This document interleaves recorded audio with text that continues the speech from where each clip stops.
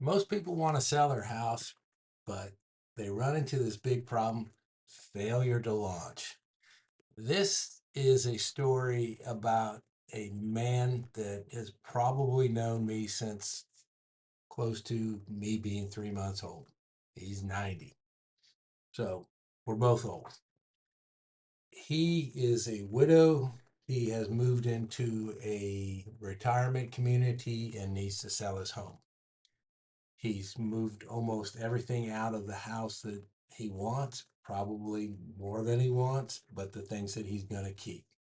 Now we're getting down to the end of the line. We're getting to where he has no more room in his apartment and he really doesn't want this stuff, but he can't let go.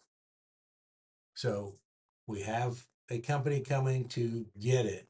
And there are a few things that might have some value to him. Like he has some old speakers, he was audiophile, had the reel to reel, the turntable, all of that stuff.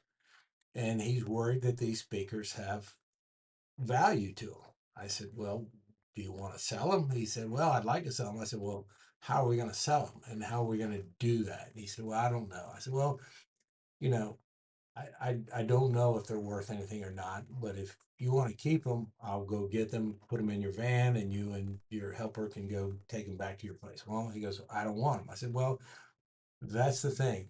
Probably we're not going to find the person that wants them right away. Um, this is not a man that is not like he's super intelligent. He was the author of the flight plan for Apollo 11. For those of you who don't know, that's the space mission that went and landed on the moon. So, what I explained to him was he is about precision, and real estate has very little to do with precision. It's a fuzzy math, fuzzy logic, fuzzy everything. It is first based on emotion, and then people use facts and figures to justify the emotional feeling they have.